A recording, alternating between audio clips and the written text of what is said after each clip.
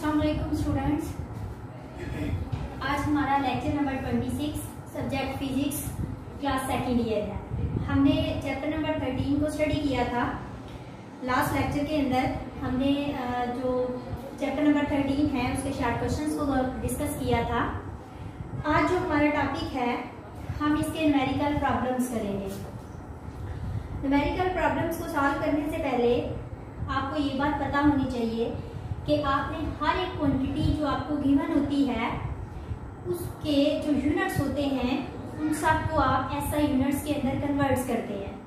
जैसे आपके पास लेंथ है, फॉर एग्जांपल आपके पास लेंथ जो है वो सेंटीमीटर के अंदर गिवन हो तो आप उस सेंटीमीटर को क्या कर सकते हैं, मीटर के अंदर कन्वर्ट करेंगे, क्योंकि लेंथ का जो एसआई यूनिट होता है वो मीटर होता है।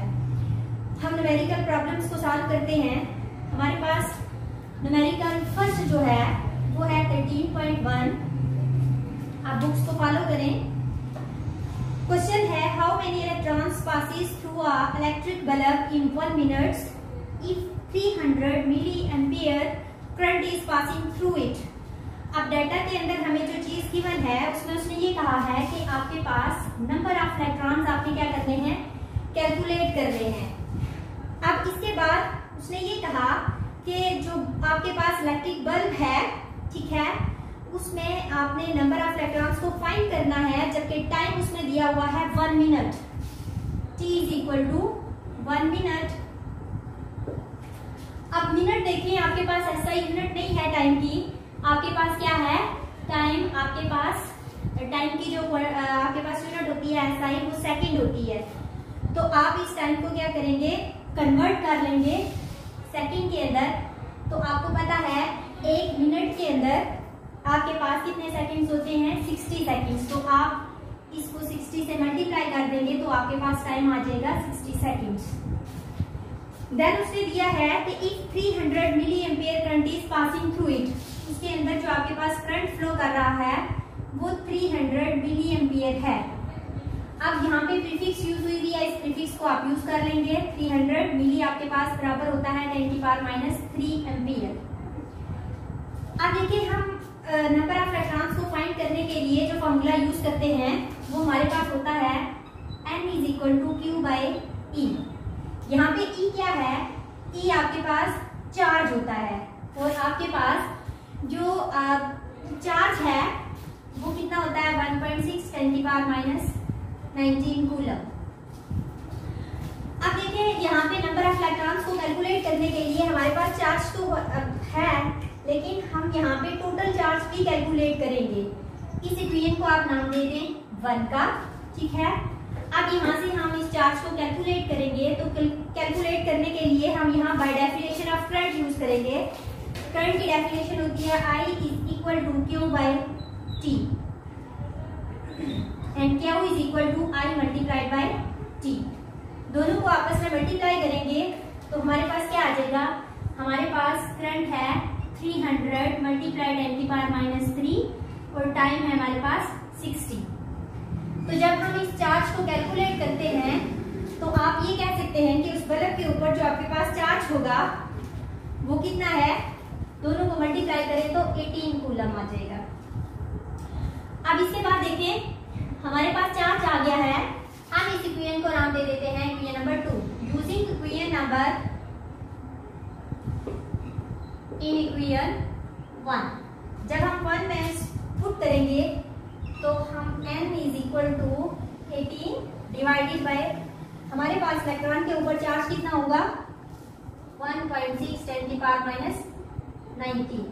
इसको जब हम सॉल्व करते हैं तो हमारे पास वैल्यू आती है 1.12 10⁻20।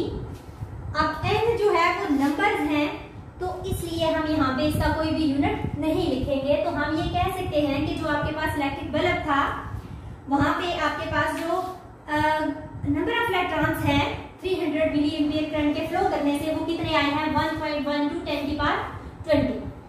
अब इसके बाद देखें नेक्स्ट क्वेश्चन है हमारे पास क्वेश्चन नंबर 2। स्टेटमेंट को फॉलो करेंगे। हमारे पास क्वेश्चन है charge of 90 coulomb passes through a wire in 1 hour and 15 minutes. What is the current in the wire? अब देखें आपके पास उसने ही कहा है कि हमारे पास एक वायर है, ठीक है, जिसमें हमारे पास चार्ज कितना फ्लो कर रहा है। हमारे पास एक वायर है जिसमें से चार्ज हमारे पास कितना फ्लो कर रहा है 90 कूलम। और उसने ये कहा कि टाइम कितना ले रहा है। टाइम है आपके पास 1 hour and 15 minute. 1 hour and 15 minute. अब देखिए इसको ऐसा यूनिट में कन्वर्ट करेंगे तो 1 घंटा और 15 मिनट दोनों को सम आप करेंगे। आप 1 घंटे को आप सेकंड के अंदर कन्वर्ट करेंगे तो आप ये कहते हैं 1 घंटे में कितने मिनट होते हैं 60 मिनट और 1 मिनट में कितने सेकंड होते हैं 60 सेकंड। प्लस 15 को आप मल्टीप्लाई कर देंगे 60 के अंदर तो ये यूनिट आपकी कन्वर्ट हो जाएगी किसमें सेकंड के अंदर। अब ये बन जाएगा 3600 प्लस इसको टोटल को आप कैलकुलेट करें, दोनों को मल्टीप्लाई करें तो हमारे पास आंसर आएगा 900। दोनों को ऐड अप करें तो आपके पास टाइम कितना आ जाएगा 4500 सेकंड। अब देखिए यहाँ पे उसने ये कहा है कि what is the current in the wire. आपने क्या कैलकुलेट करना है, करंट कैलकुलेट करना है। करंट को कैलकुलेट करने के लिए हमारे पास फॉर्मूला है according to the definition of current total charge per unit time I is equal to Q by T। Charge आपके पास कितना है 90 कूलम डिवाइडेड बाय टाइम आपके पास कितना है 4500। अब यहाँ पे इसको सॉल्व करेंगे तो आपके पास टाइम बचेगा, सॉरी करंट बचेगा 0.02 एम्पियर। अब देखिए आप इसको जो है वो प्रीफिक्स के अंदर भी कन्वर्ट कर सकते हैं या फिर इसी तरह से इसका आंसर रहने दें तो आपके मार्क्स जो है वो कटेंगे नहीं। अगर आप इसको चेंज करते भी हैं तो चेंज करने के लिए आपको क्या करना पड़ेगा 10 की पावर -3 से मल्टीप्लाई भी करना पड़ेगा, डिवाइड भी करना पड़ेगा। तो करते हुए हमारे पास आंसर क्या आ जाएगा 20 मिली एम्पियर। ठीक है, हम ये कहेंगे कि आपके पास उस वायर के अंदर से कितना करंट पास कर रहा है 20 मिली एम्पियर। नेक्स्ट क्वेश्चन है आपके पास थर्ड क्वेश्चन को देखें। यहाँ आपके पास एक सर्किट दिया हुआ है, ठीक है। अब देखिए इसने ये कहा है find the equivalent resistance of the circuit. आपने क्या करना है इक्विवेलेंट रेजिस्टेंस को कैलकुलेट करना है। इसके बाद total current from the source, total current को भी आपने कैलकुलेट करना है and the current through the each resistor. आपके पास एक सर्किट है जिसमें 3 रेजिस्टेंसेस कनेक्टेड है। सर्किट आपके पास यू बना हुआ है।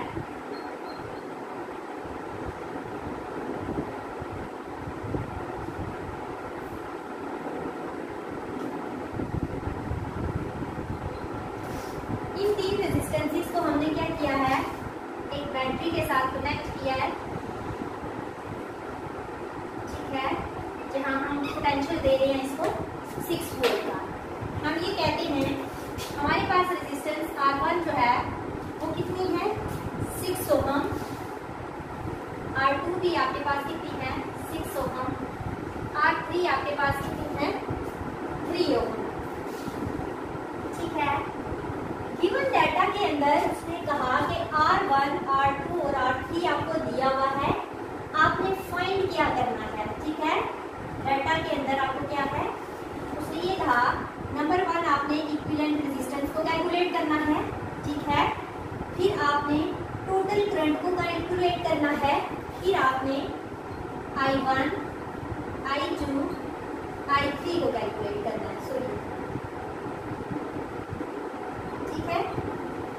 अब देखिए ये आपके पास एक कॉम्प्लेक्स सर्किट की फॉर्म बन रही है। इस कॉम्प्लेक्स सर्किट को सॉल्व करने के लिए पहले आप क्या करेंगे, ये जो 2 रेजिस्टेंस आपके पास लगी हुई हैं दोनों आपस में क्या है पैरेलल हैं। अब पैरेलल जो सर्किट्स होते हैं उनको सॉल्व करने के लिए हम इक्विवेलेंट रेजिस्टेंस का फॉर्मूला पीछे पढ़ चुके हैं, ठीक है।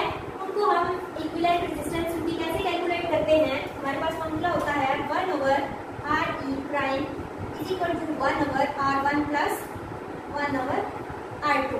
अब यहाँ हम वैल्यूज पुट करेंगे 1/R1 की वैल्यू आपके पास क्या है 6 ohm plus 1/6 which is equal to 2/6 and हमारे पास आ जाएगी 1/3 और इक्विवेलेंट रेजिस्टेंस हमने क्या कैलकुलेट कर ली 3 ओम,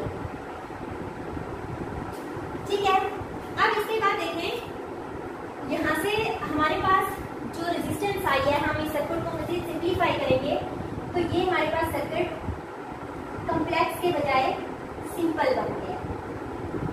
ये हमारे पास R3 है, ये RE प्राइम है, ये R3 है और ये हमारे पास वोल्टेज है। ठीक है, अब हम इसको मजीद सॉल्व करेंगे तो दोनों रेजिस्टेंसेस क्या हैं, सीरीज में लगी हुई हैं। इनको सीरीज में सॉल्व करते हुए हम क्या करेंगे, RE इक्विवेलेंट जो होती है इनको सिंपली हम ऐड अप कर देते हैं, RE प्राइम प्लस R3। तो R इक्विवेलेंट जो आपने रेजिस्टेंस कैलकुलेट की है वो भी क्या है 3 प्लस 3, तो टोटल रेजिस्टेंस आपके पास कितनी आ गई है, यहाँ पे आप कैलकुलेट करते हैं तो 6 होगी। नंबर 1 जो हमारे पास रिक्वायर्ड थिंग थी, ठीक है, रिक्वायर्ड चीज के अंदर इक्विवेलेंट रेजिस्टेंस की वो हमने कैलकुलेट कर लिया, वो हमारे पास कितनी आ गई है 6 ओम। ठीक है, अब देखिए हम टोटल करंट को कैलकुलेट कर लेते हैं। टोटल करंट को कैलकुलेट करने के लिए हम ओहम लॉ का इस्तेमाल कर लेंगे। ओहम लॉ क्या होता है, V = IR। ठीक है, और आपके पास ये टोटल आप ये कह सकते हैं कि इक्विवेलेंट करंट है और ये आपके पास टोटल रेजिस्टेंस है। तो आप यहाँ पे IE को कैलकुलेट करेंगे तो आपके पास क्या आ जाएगा V/RE। अब देखिए पोटेंशियल डिफरेंस आपके पास कितना है 6 और इक्विवेलेंट रेजिस्टेंस की कितनी है 6। तो आप ये कहेंगे कि आपके पास जो करंट फ्लो कर रहा है इस टोटल सर्किट के अंदर यहाँ से और यहाँ से जो आपके पास करंट फ्लो कर रहा है वो कितना है 1 एम्पीयर। अब यहाँ देखिए दो चीजें तो हमने कैलकुलेट कर ली, इक्विवेलेंट रेजिस्टेंस को भी कैलकुलेट कर लिया हमने, इक्विवेलेंट करंट को भी कैलकुलेट कर लिया। अब हमने कैलकुलेट क्या करना है, हर एक रेजिस्टेंस के अक्रॉस करंट को कैलकुलेट करना है। करंट को कैलकुलेट करने से पहले हम क्या करेंगे, पोटेंशियल डिफरेंस को देखते हैं। अब जनरली जो कंसेप्ट आपने लिया हुआ है उसमें हम ये कहते हैं कि जब हमारे पास दो सर्किट्स या दो रेजिस्टेंसेस आपस में पैरेलल हों तो पैरेलल सर्किट्स के अंदर आपके पास करंट की वैल्यू सेम रहती है। ठीक है, लेकिन पोटेंशियल जो है वो यहाँ पे आपके पास क्या हो जाएगा, डिवाइड हो जाएगा। यानी 6 वोल्ट का पोटेंशियल आपके पास यहाँ पे आ रहा है तो वो पोटेंशियल जो है वो दो हिस्सों में डिवाइड हो जाएगा, आधा इधर जाएगा और आधा इधर जाएगा। अब उसको कैलकुलेट करने के लिए हम क्या करेंगे, हम यहाँ यूज करेंगे पहले पोटेंशियल को कैलकुलेट करने के लिए। ठीक है, अब उस पोटेंशियल को V1 यानी हम इस रेजिस्टर के अक्रॉस पोटेंशियल डिफरेंस को कैलकुलेट करते हैं। जितना पोटेंशियल डिफरेंस यहाँ पे होगा उतना ही पोटेंशियल डिफरेंस यहाँ भी आएगा। अब अगर हम V1 को कैलकुलेट करते हैं तो हम उसके लिए फॉर्मूला फिर ओहम लॉ ही यूज करेंगे, I/R1। अब देखिए V1 जो है R आपके पास IE क्या था जो आपने कैलकुलेट किया है प्रीवियस, वो आपके पास करंट कितना था 1 एम्पीयर के बराबर था। ठीक है, और जो आपके पास रेजिस्टेंस है, ठीक है, वो आपके पास कितनी है 3। ठीक है, तो इन दोनों को आपस में मल्टीप्लाई करेंगे तो आपके पास क्या आ जाएगी, पोटेंशियल डिफरेंस यहाँ पे कितना आ रहा है आपके पास 3 वोल्ट। ठीक है, अब इसी तरह से देखें, आपने यहाँ पे पोटेंशियल डिफरेंस को कैलकुलेट कर लिया है। इसी तरह से आप ये कह सकते हैं कि आपके पास जो आएगा पोटेंशियल डिफरेंस यहाँ पे R2 के क्रॉस वो भी आपके पास कितना आएगा, क्योंकि यहाँ पे जो R1 है हम R1 नहीं पुट करते बल्कि हम क्या पुट कर रहे हैं, यहाँ पे इक्विवेलेंट रेजिस्टेंस पुट कर रहे हैं। तो इक्विवेलेंट रेजिस्टेंस जो RE प्राइम आई थी पैरेलल सर्किट्स के लिए, ठीक है, वो हमारे पास किसके बराबर आई थी 3 के बराबर आई थी। हम ये वो रेजिस्टेंस यहाँ पे पुट कर रहे हैं, हम ये रेजिस्टेंस नहीं पुट कर रहे हैं। अब इसके बाद देखिए V1 तो हमने कैलकुलेट कर लिया है तो हम R1 के अक्रॉस क्या कर लेंगे, करंट भी कैलकुलेट कर लेंगे। तो करंट को कैलकुलेट करने के लिए फिर फॉर्मूला यूज होगा, हम वहां पे यूज कर लेंगे I1 = V1/R1। अब V1 हमने कैलकुलेट कर लिया है, वो है हमारे पास 3 वोल्ट, रेजिस्टेंस हमारे पास है 6 ओम की। ठीक है, तो जब हम इसको कैलकुलेट करेंगे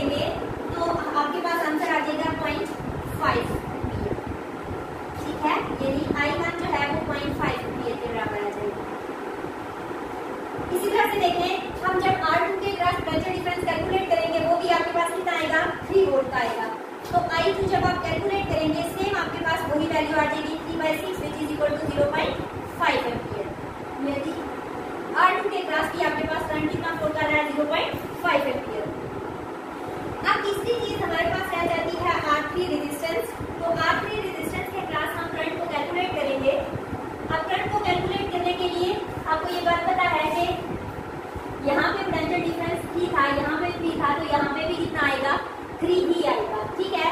तो जब हम I3 को कैलकुलेट करेंगे तो I3 आ जाएगा V2/R3 which is equal to, यहाँ पे आपके पास 3 है और R3 भी आपके पास कितना है 3, तो आप ये कह सकते हैं I3 आपके पास कितना आ जाएगा 1।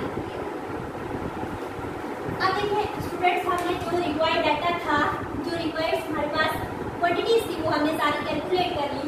अब हम इस सर्किट की तरफ आते हैं। तो मैं ये बताऊं कि हमने सबसे पहले क्या किया, इन सर्किट्स को, इन रेजिस्टेंस लगी हुई पैरेलल रेजिस्टेंसेस को आपस में सॉल्व किया। सॉल्व करने के बाद हमने यहाँ पे इक्विवेलेंट रेजिस्टेंस कैलकुलेट की। फिर हमारे पास ये सर्किट जो है वो इस सर्किट के सिंपल सर्किट के अंदर कन्वर्ट हो गया और फिर हमने ये देखा कि यहाँ दोनों रेजिस्टेंसेस जो है वो सीरीज में लगी हुई है, दोनों को हमने ऐड अप किया, ठीक है। ऐड अप करने के बाद हमारे पास टोटल रेजिस्टेंस आ गई। टोटल रेजिस्टेंस के बाद हमने देखा कि इस पूरे सर्किट के अंदर से फ्लो करने वाला जो करंट है वो कितना है। करंट के बाद हमने ये फाइंड किया कि आपके पास जब पैरेलल सर्किट्स लगे हुए होते हैं तो आपके पास करंट की वैल्यू तो सेम होती है, लेकिन पोटेंशियल डिफरेंस जो है वो डिफरेंट होता है। तो उस वजह से हमने देखा यहाँ पे जो पोटेंशियल डिफरेंस आ रहा है वो 3 वोल्ट है, यहाँ भी आपके पास पोटेंशियल डिफरेंस कितना है 3 वोल्ट है, ठीक है। तो टोटल मिला के आपके पास 6 वोल्ट पोटेंशियल डिफरेंस आ रहा है। यहाँ पे फिर हमने यहाँ उस पोटेंशियल डिफरेंस की वजह से R1 के क्रॉस करंट को कैलकुलेट किया, R2 के क्रॉस किया, देन R3 के क्रॉस हमने कैलकुलेट किया। तो हमने ये कहा कि यहाँ जो करंट फ्लो कर रहा है, टोटल सर्किट के अंदर करंट कितना फ्लो कर रहा था 1 एम्पीयर, और यहाँ कितना है 0.5, यहाँ भी 0.5, जबकि इस रेजिस्टेंस के साथ आपके पास फिर करंट कितना फ्लो कर रहा है 1 एम्पीयर, यानी यहाँ पे करंट डिवाइड हुआ 1 से 0.5 में, देन ये दोनों आपस में इकट्ठी होगी तो फिर करंट ने कितना फ्लो करना शुरू कर दिया 1 एम्पीयर। क्लियर? नेक्स्ट क्वेश्चन है क्वेश्चन नंबर 4। कैलकुलेटर अपने साथ कीजिएगा, मैक्सिमम कैलकुलेशन अपने हाथों से करने की जो है ना वो कोशिश किया करें। क्वेश्चन नंबर 4 है rectangular bar of iron is 2 centimetre bye 2 centimetre is a cross section. आपके पास एक रेक्टेंगुलर बार है, ठीक है, आप ये कह सकते हैं कि आपके पास रेक्टेंगुलर शेप का आपके पास एक बार है, ठीक है, जिसका एरिया आपके पास उसने दिया है 2 centimetre to 2 centimetre in cross section. यानी आप यहाँ पे ये लिख सकते हैं कि एरिया क्या होता है, एरिया में आप दोनों साइड्स को आपस में मल्टीप्लाई करेंगे, 2 मल्टीप्लाई बाय 2 सेंटीमीटर आपस में मल्टीप्लाई होंगी तो सेंटीमीटर का स्क्वायर बन जाएगा 4 सेंटीमीटर स्क्वायर। अब जैसे मैंने बताया था कि आप इसको ऐसा यूनिट के अंदर कन्वर्ट करेंगे तो 1 मीटर में कितने सेंटीमीटर होते हैं 100, ठीक है। तो आप 100 से इसको क्या कर देंगे डिवाइड, जब स्क्वायर है तो आप उसको स्क्वायर से डिवाइड कर देंगे, ठीक है। ये कन्वर्ट हो जाएगी मीटर स्क्वायर के अंदर, तो आपके पास वैल्यू बन जाएगी -4 मीटर स्क्वायर। देन देखिए उसने ये कहा है एंड 40 सेंटीमीटर लॉन्ग, आपके पास ये जो बार आपने लिया है उसकी लेंथ आपके पास कितनी है 40 सेंटीमीटर। 40 सेंटीमीटर को जब आप मीटर में कन्वर्ट करेंगे, ठीक है, तो आप इसको भी 100 से डिवाइड कर देंगे, ठीक है, तो 0.4 इसकी लेंथ आ जाएगी आपके पास। इसके बाद देखिए उसने ये कहा है कैलकुलेट द रेजिस्टेंस। आपके रेजिस्टेंस को कैलकुलेट करना है, जबकि रेजिस्टिविटी उस आयरन बार की हमें उसने दी हुई है, वो कितनी है 11 मल्टीप्लाई 10⁻⁻8 ओहम मीटर। अब देखिए आपने प्रीवियस रेजिस्टिविटी पढ़ा था कि रेजिस्टिविटी जो है वो किन चीजों के ऊपर डिपेंड करती है। वहां आपने फॉर्मूला जनरेट किया था as we know that R = ρL/A। हमारे पास डाटा के अंदर सारी चीजें मौजूद हैं, हम यहाँ वैल्यूज पुट करेंगे। रेजिस्टिविटी हमारे पास है 11 मल्टीप्लाई 10⁻⁸, ठीक है। लेंथ हमारे पास कितनी है 0.4, एरिया हमारे पास कितना है 4 मल्टीप्लाई 10⁻⁴। जब आप इसको सिंप्लीफाई करेंगे, ठीक है, तो सिंप्लीफाई करने के बाद जो आपके पास आंसर आता है वो आएगा 1.1 मल्टीप्लाई 10⁻⁴, ठीक है। एक चीज याद रखें स्टूडेंट्स कि आप आंसर की फिक्र ना किया करें। अगर आपने प्रोसीजर को ठीक फॉलो किया है तो आपका आंसर ठीक आएगा, अदरवाइज अगर नहीं भी आता, प्रीफिक्स में कोई गलती की आ जाती है, लेकिन आप ये तसल्ली रखें कि आपका प्रोसीजर जो है या आपने जो फॉर्मूला यूज किया है वो ठीक है, आपने सारी क्वांटिटीज जो यूज की हैं उन सबको आपने ऐसा यूनिट्स के अंदर कन्वर्ट किया है या नहीं किया। इसके बाद है लास्ट न्यूमेरिकल करते हैं। इसमें लास्ट जो 3 न्यूमेरिकल्स दिए हुए हैं कुछ कॉम्प्लेक्स सर्किट्स हैं जो पीछे आपने केवीएल रूल अप्लाई किया था, वही यूज करके आप इनको मजीद सिंप्लीफाई कर सकते हैं।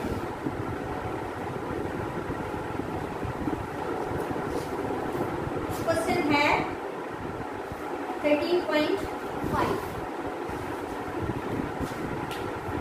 फिफ्थ क्वेश्चन के अंदर ये है कि the resistance of an iron wire eight 0 degree centigrade is 1 multiplied 10 की पावर 4 ओम। अब देखिए उसने ये कहा है कि 0 डिग्री सेंटीग्रेड के ऊपर जो आपके पास रेजिस्टेंस है वो कितनी है, वो है 1 मल्टीप्लाइड 10 की पावर 4 ओम। यानी आप ये कह सकते हैं कि आर नॉट जो दिया हुआ है वो आपके पास है 1 मल्टीप्लाइड 10 की पावर 4 ओम। देन उसने ये कहा है what is the resistance at 500 degree centigrade if the temperature coefficient of the resistance of wire. आप देखिए हमारे पास यहाँ पे टाइम गिवन है, सॉरी टेम्परेचर गिवन है। एक उसने ये कहा है कि टेम्परेचर 0 डिग्री सेंटीग्रेड है, ठीक है, 0 डिग्री सेंटीग्रेड के ऊपर आपके पास जो रेजिस्टेंस है वो इतनी है, यानी T नॉट आपके पास टेम्परेचर है जिसे आप इनिशियल टेम्परेचर का नाम देंगे, वो 0 डिग्री सेंटीग्रेड है। अगर हम उसे ऐसा यूनिट के अंदर कन्वर्ट करें, टेम्परेचर का जो यूनिट होता है वो केल्विन है, तो वो आ जाएगा 273 केल्विन। अब उसने ये कहा है कि जो आपके पास फाइनल टेम्परेचर है वो टेम्परेचर कितना है 500 केल्विन, ठीक है, सॉरी 500 डिग्री सेंटीग्रेड। अब 500 को भी आप क्या करेंगे, कन्वर्ट कर लेंगे 500 प्लस 273, तो ये आपके पास आ जाएगा 773 केल्विन। और आपने कैलकुलेट क्या करना है, इसकी टेम्परेचर के ऊपर आपने RT को कैलकुलेट करना है कि आपके पास वो कितनी है। जबकि यहाँ पे coefficient of resistance of temperature coefficient of resistance से दिया हुआ है, उसे हम रिप्रेजेंट करते हैं अल्फा से, वो आपके पास कितना है 5.2 10 की पावर -3 केल्विन पर है। अच्छा, अब यहाँ पे इसको कैलकुलेट करने के लिए हम क्या करेंगे, हमारे पास फॉर्मूला था alpha is equal to R not minus RT over R not into T। अब जब हम इसको सिंप्लीफाई करेंगे, हमने कैलकुलेट क्या करना है, RT को सेपरेट करेंगे तो हमारे पास वैल्यू आ जाएगी alpha in R not T is equal to RT minus R not. जब हम RT को सेपरेट करेंगे तो हमारे पास फॉर्मूला आ जाएगा RT is equal to R not alpha T plus R not. अब इसमें आपके पास सारी चीजें जो है वो गिवन है। जब आप इसके अंदर वैल्यू उसको पुट करेंगे तो पुट करने के बाद जब आप इसको सिंप्लीफाई करेंगे तो आपके पास जो रेजिस्टेंस है वो कितनी आ जाएगी, वो आ जाएगी 3.6 मल्टीप्लाइड बाय 10 की पावर 4 ओम, ठीक है। यहाँ पे आपने कैलकुलेट किया कि 0 डिग्री सेंटीग्रेड के पास पर जो आपके पास रेजिस्टेंस थी वो इतनी थी, लेकिन जब आप टेम्परेचर को इंक्रीज करते हैं तो इंक्रीज करने से जो आपके पास रेजिस्टेंस आई है वो कितनी है 3.6 10 की पावर 4 ओम। आज का लेक्चर इतना ही था। अल्लाह हाफिज।